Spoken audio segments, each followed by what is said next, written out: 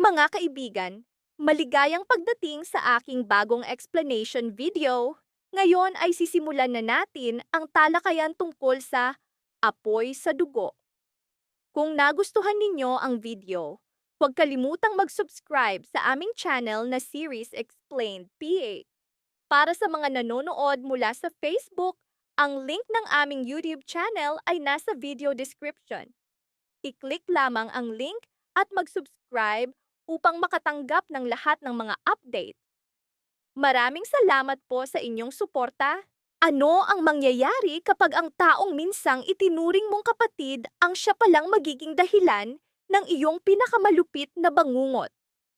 Ang bangungot na inakala mong tapos na ay siyang simula ng pinakadelikadong kabanata.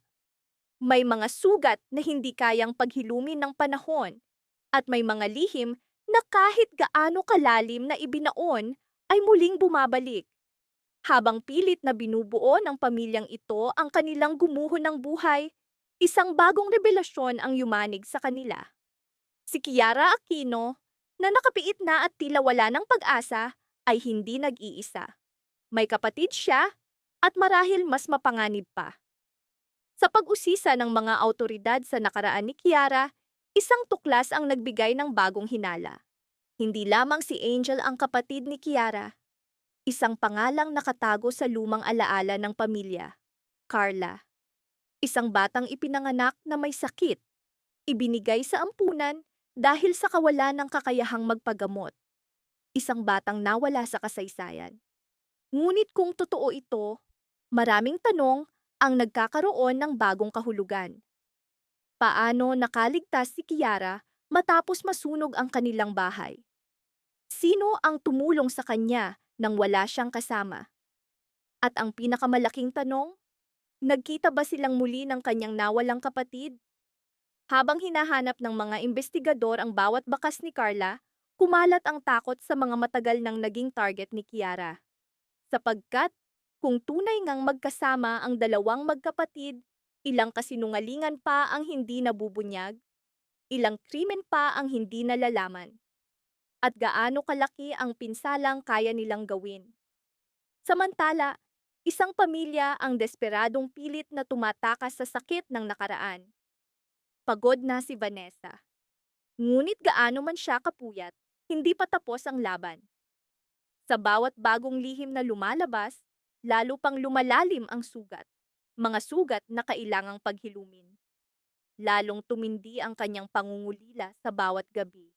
Hindi siya tinatantana ng alaala ng pagkamatay ng kanyang ama at pagkawala ng anak na si Luigi. Bawat sulok ng bahay ay puno ng alaala na hindi niya matakasan. Sa bawat katahimikan, may mga tinig ng nakaraan na bumubulong sa kanya.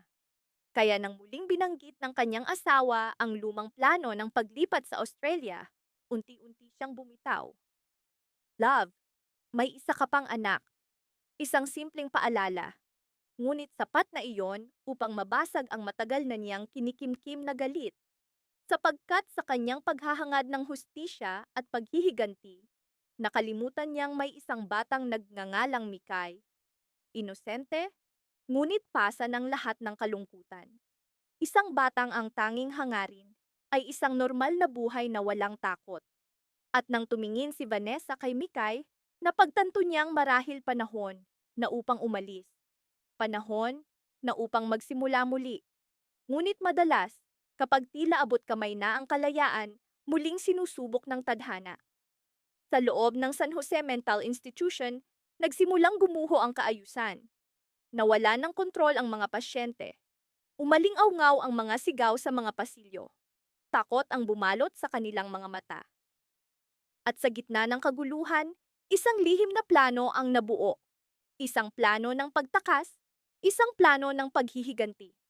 Nagpupumilit ang mga nurse at gwardiya na panatilihin ang disiplina. Ngunit lihim na ginugulo sila ng ilang pasyente. May mga nagsisinungaling, may mga umaarte, may mga handang gawin ang lahat upang makalabas. Kahit may masaktan, kahit may mamatay. Bumagsak sa kaguluhan ng buong institusyon. May mga pasyenteng umakyat sa bubong. May mga nagtangkang tumakas. May mga humahabol sa mga tinig na sila lamang ang nakakarinig. Sa bawat minuto, lalong lumalala ang sitwasyon. Samantala, sa kabilang panig ng lungsod, walang kaalam-alam ang pamilya ni Vanessa. Hindi nila alam na paparating ang isang sakuna.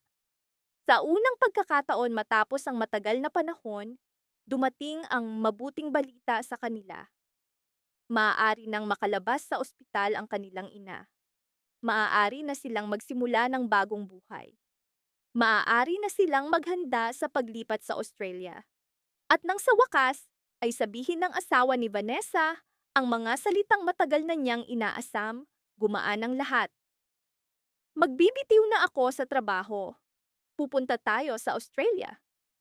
Lalong umusad ang kwento, isang kasaysayan ng takot, paghihigante, at bagong simula na nagpapakita na bago maabot ang pangarap ng kalayaan, dumarating muna ang pinakamahirap na pagsubok.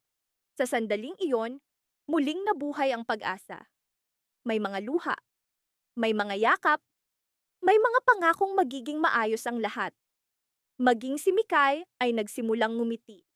Ngunit alam mo ba ang pinakanakakatakot sa katahimikan? Ito'y kapag naniniwala kang ligtas ka na. Sapagkat habang nagdiriwang ang pamilya, si Kiara ay lalo pang lumulubog sa dilim. Sa paligid niya, may mga taong bulag na naniniwala sa bawat salita niya. Akala nila'y may kakaibang liwanag na gumagabay sa kanila, kung sino ang mabuti at kung sino ang dapat mamatay. Sa paglabas nila mula sa institusyon, nagsimula ang nakakapangilabot na usapan ng grupo ni Kiara. May isa pa tayong dapat tapusin bago umalis. Malamig, direkta, nakakatakot na mga salita. Sino? Tanong ng kanyang kasama. At ang sagot ni Kiara ay nagpatigil ng dugo sa sinumang makarinig. Isang taksil, isang minsang itinuring kong kapatid, isang hindi ko kailanman patatawarin, si Vanessa. Sa oras na iyon, walang kaalam-alam si Vanessa, ngunit naramdaman ni Luigi ang paparating na panganib, sa isang panaginip, sa isang babala. Mom, may masamang taong paparating.